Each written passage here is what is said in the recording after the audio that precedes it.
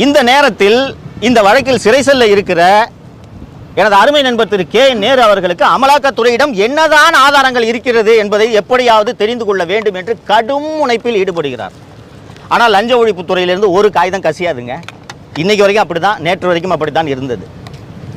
அவரால் அது என்ன ஆதாரங்கள் என்பதையே தெரிந்து கொள்ள முடியவில்லை.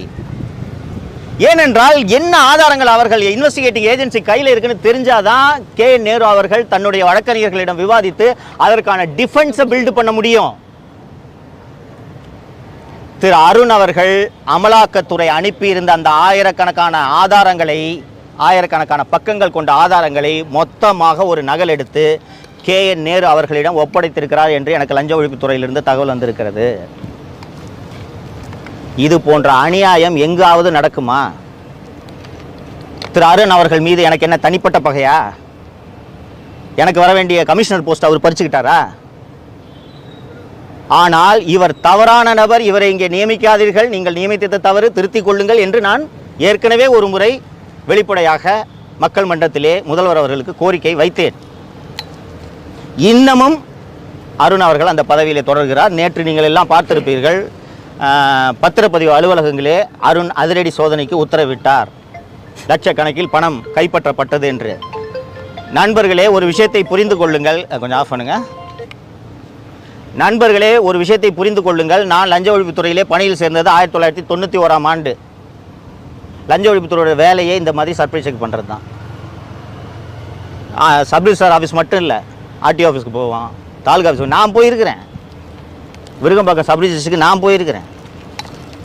ஆர்டிஓ ஆஃபீஸு இந்த அந்த மாதிரி பணப்புழக்கம் அதிகம், லஞ்சம் அதிகம் புழங்கக்கூடிய அலுவலகங்களுக்கு செல்வது என்பது அதுதான் பணி.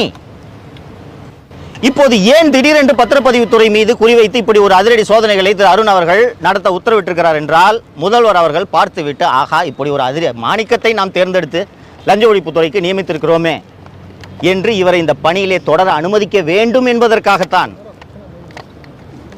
நான் மீண்டும் ஒரு முறை முதல்வர் அவர்களிடம் வேண்டி கேட்டுக்கொள்கிறேன். ஜெயலலிதாவின் சசிகலாவாக தாவேக ஆட்சிக்கு கலைச்செல்வன் உருவாகி இருக்கிறார்.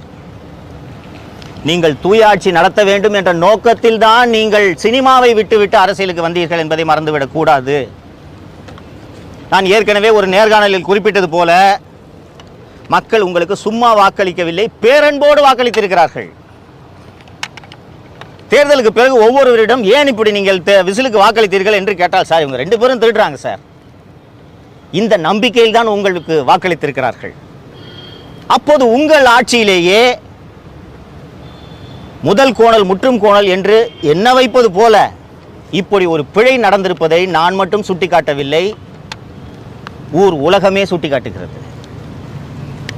இதை நீங்கள் சரி செய்யாவிட்டால் இந்த சறுக்கல்கள் இந்த ஆட்சியில் தொடரும். நீங்கள் முதல்வராக இருந்தாலும் உங்கள் கண்களில் மண்ணை தூவி விட்டு 5 ஆண்டுகளாக மின்சார வாரியத்தில் ஊழலில் ஈடுபட்டவர்கள் எப்படி ஆதாரங்களை அழித்திருக்கிறார்கள் என்று பாருங்கள்.